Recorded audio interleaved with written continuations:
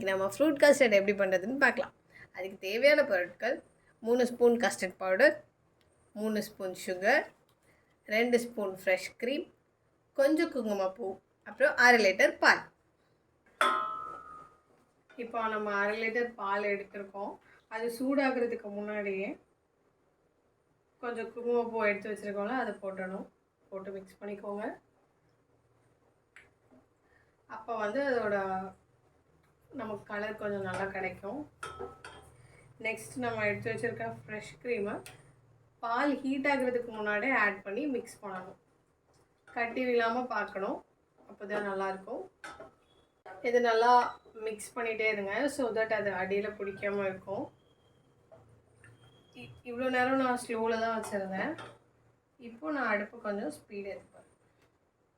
அது கொஞ்சம் கொதிக்கிற வரைக்கும் வெயிட் பண்ணணும். நம்ம போட்ட ஃப்ரெஷ் க்ரீம் கட்டி ஆகாமல் நல்லா மிக்ஸ் ஆகிடுச்சு. இப்போ நம்ம அது கொஞ்சம் நேரம் கொதிக்க விடலாம். மீடியம் ஃப்ளேமில் வச்சு நம்ம இது கொஞ்சம் நேரம் கொதிக்க விடலாம். பால் கொஞ்சம் சூடாகணும். சூடான உடனே அதை ஊற்றி நம்ம கஸ்டர்ட் பவுடரை மிக்ஸ் பண்ணி எடுப்போம் லிக்விடாக.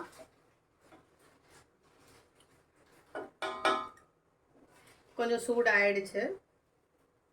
நம்ம இப்போ கொஞ்சம் பால் எடுத்து அது நம்மளோட கஸ்டர்ட் பவுடரில் ஊற்றி லிக்விடிஃபை பண்ணோம். இதை இல்லைன்னா கட்டி ஆகிடும். அதனால் நம்ம எப்படி பண்ணுறோம், ஸ்லோவில் வச்சுட்டு இந்த மாதிரி நம்ம பால் எடுத்து ஊற்றி மிக்ஸ் பண்ணிக்கலாம்.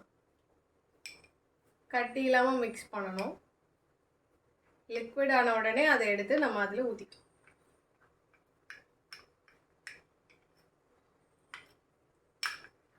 கட்டியெல்லாம் கரையிற வரைக்கும் நல்லா மிக்ஸ் பண்ணுங்கள். ஓகே, நம்மளோட கஸ்டர்ட் பவுடர் நல்லா மிக்ஸ் ஆகிடுச்சு. அதை நம்ம கொஞ்சம் கொஞ்சமாக ஊற்றி மிக்ஸ் பண்ணிகிட்டே இருப்போம். கட்டி ஆகிடக்கூடாது, அதனால நம்ம இந்த ப்ராசஸ் முடிகிற வரைக்கும் இது கொஞ்சம் மிக்ஸ் பண்ணிகிட்டே இருக்கணும். அவ்வளோதான், ஊற்றியாச்சு. அதை மிக்ஸ் பண்ணிகிட்டே இருக்கலாம். இதுக்கு மேலே நமக்கு ஃபுல்லாக மிக்ஸ் பண்ணுற வேலை தான். அடி பிடிக்காமல் மிக்ஸ் பண்ணிகிட்டே இருக்கணும். இப்போ நம்ம எடுத்து வச்சுருக்க சுகர் இதில் ஆட் பண்ணிக்கலாம். 3 ஸ்பூன்ஸ். 4 ஸ்பூன் போட்டால் இன்னும் கொஞ்சம் ஸ்வீட்டாக இருக்கும், பட் இதுதான் கரெக்ட் டேஸ்ட். ஸோ மிக்ஸ் பண்ணிகிட்டே இருங்க, அப்போ தான் கீழே அடி பிடிக்கக்கூடாது. அதனால கீழே கொஞ்சம் கிண்டி விட்டுட்டே இருங்க. கட்டி ஆகாமல் இருந்தால் தான் ஆக்சுவலி இது நல்லாயிருக்கும். அதனால நம்ம எப்படி மிக்ஸ் பண்ணிகிட்டே இருக்கோம். ஒரே ஒரு வாட்டி ஹை ஃப்ளேமில் வச்சுட்டு இந்த மாதிரி கிண்டுங்க. ஒரு வாட்டி அது கொதி விட்ட உடனே நம்ம மறுபடியும் அதை ஸ்லோ பண்ணிக்கலாம். கொஞ்சம் நேரம் விட்டுட்டு இப்போ நம்ம மறுபடியும் சிம்லேயே வச்சுட்டு மிக்ஸ் பண்ணிகிட்டே இருக்கலாம். இது ஒரு கன்சிஸ்டன்சி வர வரைக்கும் இதை நம்ம மிக்ஸ் பண்ணுவோம். அது எந்த கன்சிஸ்டன்சின்னு உங்களுக்கு நான் இப்போ காட்டுறேன். கரண்டி இப்படி எடுத்து இப்படி தேய்ச்சோன்னா அந்த மாதிரி ப்ளெயினாக வரணும். இதோட கன்சிஸ்டன்சி எப்படி செக் பண்ணுறது நான் காட்டிடுறேன். கரண்டியில் இப்படி மிக்ஸ் பண்ணிவிட்டு எடுத்துகிட்டு இப்படி ஒரு கோடு போட்டோன்னா அது அப்படி கிளியராக விழணும். அப்படி விழுந்துடுச்சுன்னா ரெடி ஆகிடுச்சுன்னு அர்த்தம். அவ்வளோதான், ஆயிடுச்சு. இதை கொஞ்சம் நேரம் ஆஃப் பண்ணிவிட்டு அவ்வளோதான், அடுப்பு ஆஃப் பண்ணிவிட்டு கொஞ்சம் நேரம் இதை ஆற விட்டுருங்க. இது கொஞ்சம் நல்லா ஆறுனதுக்கப்புறமா நம்ம இதில் ஃப்ரூட்ஸ் மிக்ஸ் பண்ணலாம்.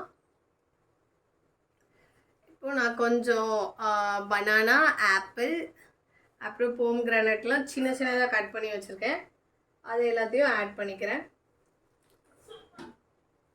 எவ்வளோ வேணுமோ அப்படி ஆட் பண்ணலாம். உங்களோட டேஸ்ட்டுக்கு ஏற்ற மாதிரி ஃப்ரூட்ஸ் ஆட் பண்ணலாம். ஆனால் அதெல்லாம் ஈக்குவலாக இருக்கணும். லைக் சாஃப்டான ஃப்ரூட்ஸ் ஹாஃப் போட்டால், க்ரன்ச்சியான ஃப்ரூட்ஸ் ஹாஃப் போடணும். அப்போதான் போம்கிரானட் நல்லா டேஸ்ட் கொடுக்கும். இப்போ நம்ம எல்லாத்தையும் மிக்ஸ் பண்ணுறோம்.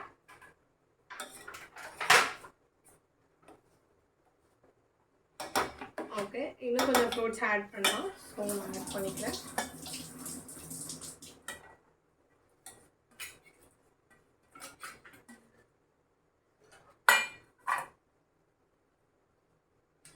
இப்போ நான் வந்து கிரேப்ஸ் மட்டும் கொஞ்சம் ஆட் பண்ண போகிறேன். இப்போ நான் வந்து கிரேப்ஸ் எடுத்திருக்கேன், அதையும் ஆட் பண்ணிக்கிறேன்.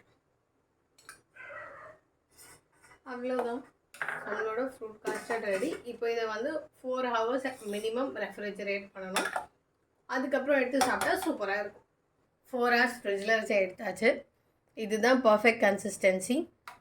நம்மளோட டேஸ்டியான ஹெல்தியான ஃப்ரூட் காஸ்டர்ட் ரெடி ஆகிடுச்சு. எங்கள் வீடியோ உங்களுக்கு பிடிச்சிருந்தா லைக் பண்ணுங்கள், எங்கள் சேனலுக்கு சப்ஸ்கிரைப் பண்ணுங்கள், அப்படியே பக்கத்தில் இருக்க பெல் ஐக்கானை கிளிக் பண்ண மறந்துடாதீங்க. தேங்க்யூ.